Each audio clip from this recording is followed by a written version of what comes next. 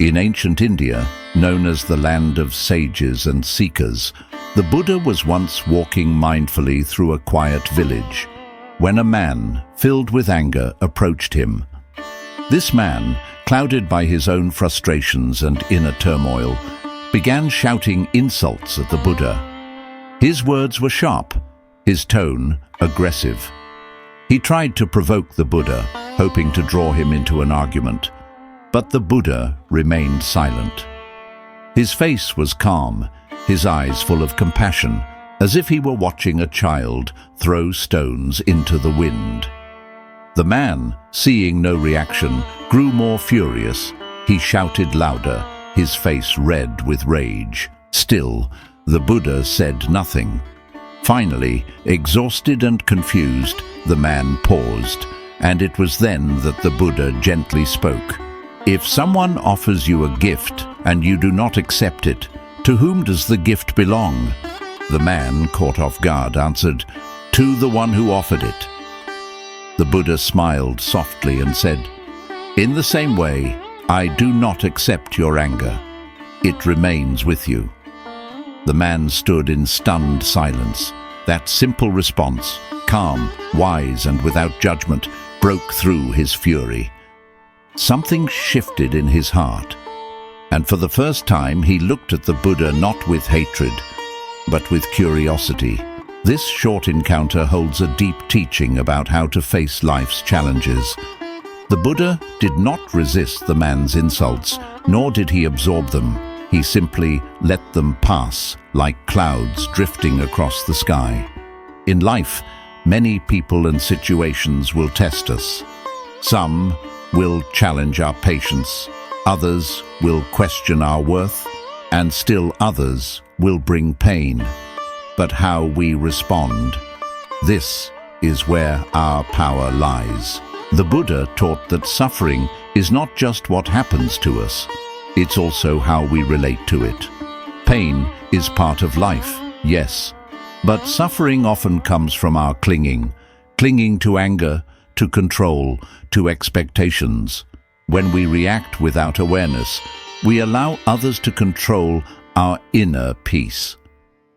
But when we pause, breathe, and observe, we take back that control. We create space between what happens and how we respond. This is mindfulness, the heart of the Buddha's path. It means being present with what is, without being overwhelmed by it. Like the Buddha standing still in the storm of that man's anger, we too can learn to stand steady in the face of difficulty. The mind, when trained, becomes like still water. It reflects clearly. It doesn't distort. And from this stillness, we gain insight, not only into the nature of our challenges, but into the nature of ourselves. Another powerful teaching is impermanence. The Buddha reminded his followers again and again, everything changes. Emotions, circumstances, even suffering, they rise and fall like waves. Nothing lasts forever. When we truly understand this, we stop clinging so tightly. We learn to let go. The anger we feel today may vanish tomorrow. The pain that seems unbearable now may become a distant memory. Knowing this gives us the strength to endure and the courage to keep going. And then there is compassion, not only for others, but for ourselves.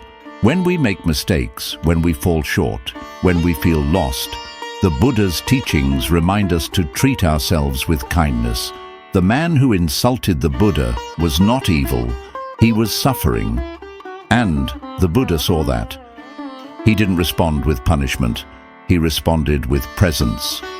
That is true strength, not in fighting, but in understanding. Life will continue to present challenges. People will misunderstand us. Plans will fail. Health may decline. Loss may visit our door. But within us is a space, silent and unshaken, that cannot be touched by the outside world. The Buddha pointed to this inner refuge, a place of clarity, of wisdom, of deep peace. We find it not by running from our problems, but by facing them with open eyes and a steady heart. Each moment is a choice, to react or to reflect, to cling or to let go, to judge or to understand. And in making these small choices with awareness, we begin to change our relationship with life itself. We stop trying to control every outcome, and instead we meet life as it is.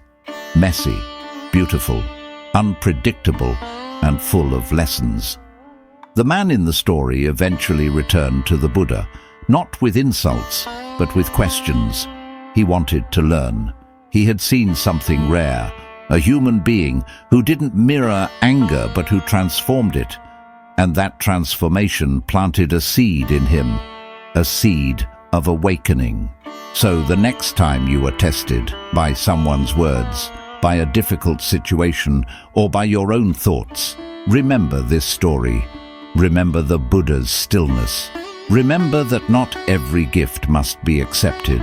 And in that remembrance, may you find the strength to walk your path with peace, with courage, and with wisdom.